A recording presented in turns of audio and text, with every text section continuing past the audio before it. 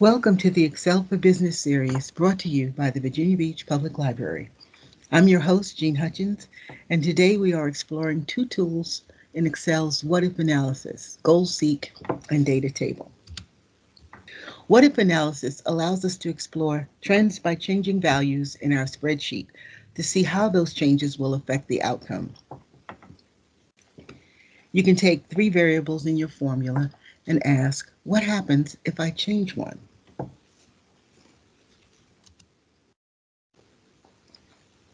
The benefits of goal seek are that we can get answers from data without creating complex formulas.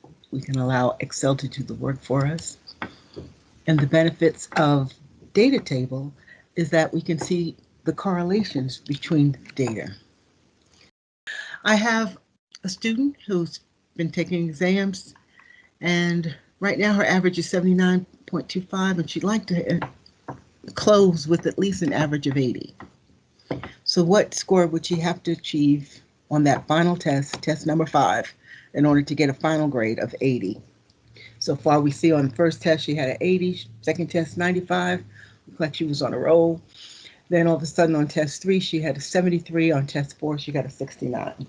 So in order to find out what test score she needs for the final grade, we're going to get the average. So here, and that's what this basically is, if I put my cursor in B7, and let me just open up the home row for a second, I can come over here where it's the sum, and I can say, give me the average, and that's what happens. It gives me the average, which is what that other formula said, subtotal. So now I'm going to go over to the Data tab, select What If Analysis, and Goal Seek. Now, I want to set B7, where my cursor is, to 80.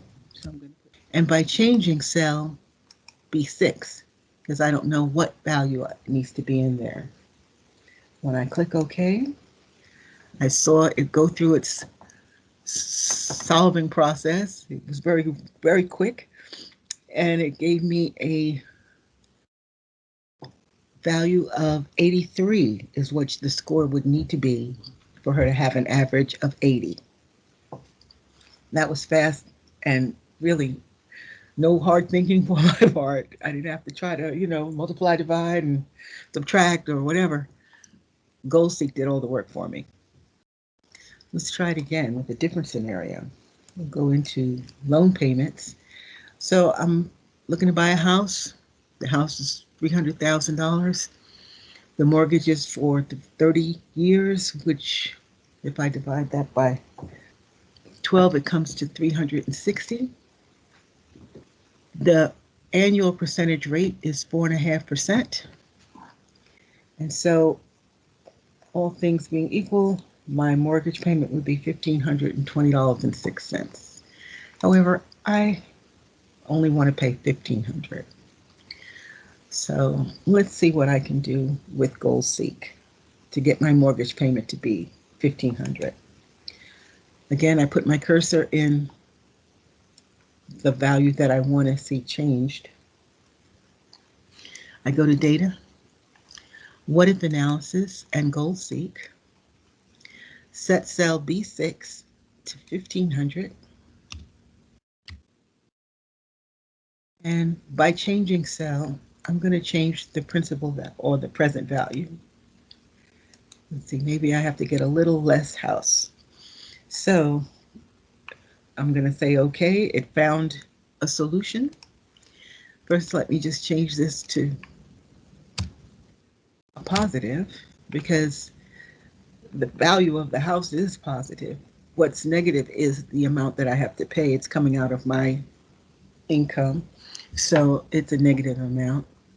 So for a few thousand less, I can achieve my monthly payment of $1,500. Let's try it again with the car. So a car I liked, it was $20,000, and the number of months for the payment is 48. The APR is 6.5%. I only have $450 that I can spend.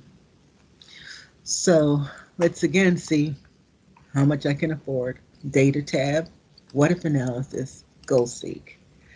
Again, I want to change the monthly payment amount, C6, to a value of 450.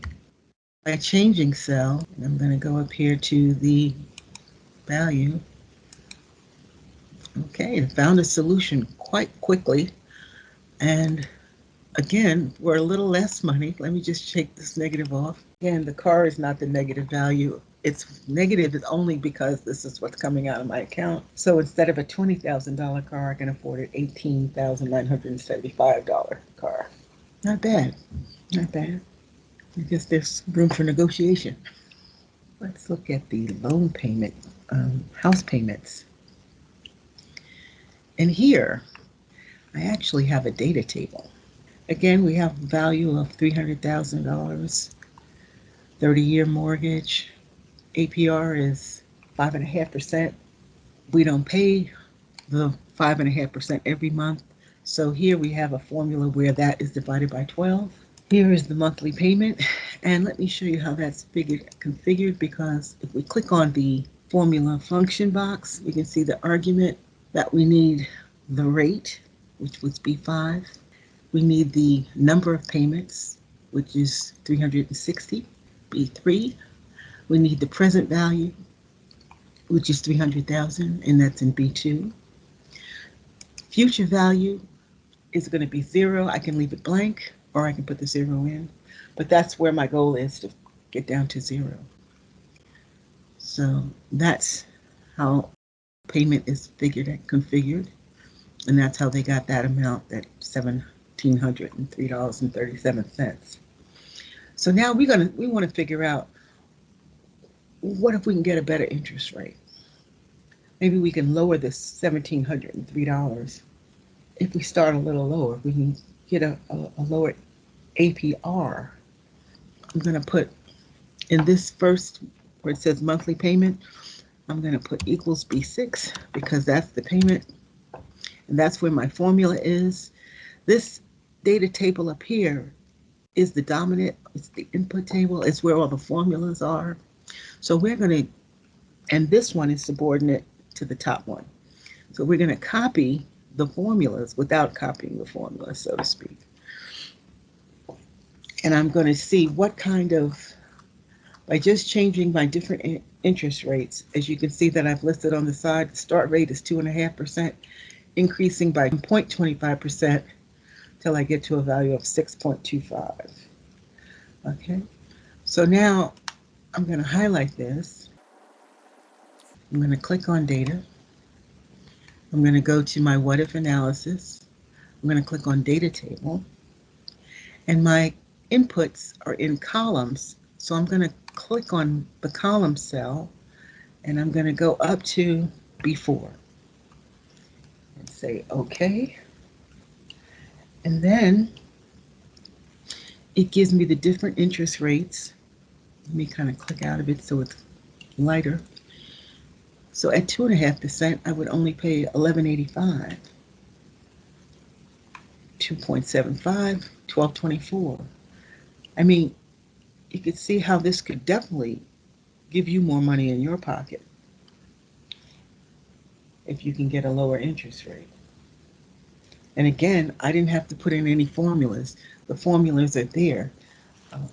Payment is PMT, is a financial formula that's already in your formula categories. You have to scroll down to get there, but there it is. So, and then it calculates the payment for a loan based on constant payments and a constant interest rate. And that's all we have to do, is put in the rates. So that was for one variable. Let's look at one with two variables. Okay, here I have an investment of a company that will give me 5% rate of return on my balance of $1,000.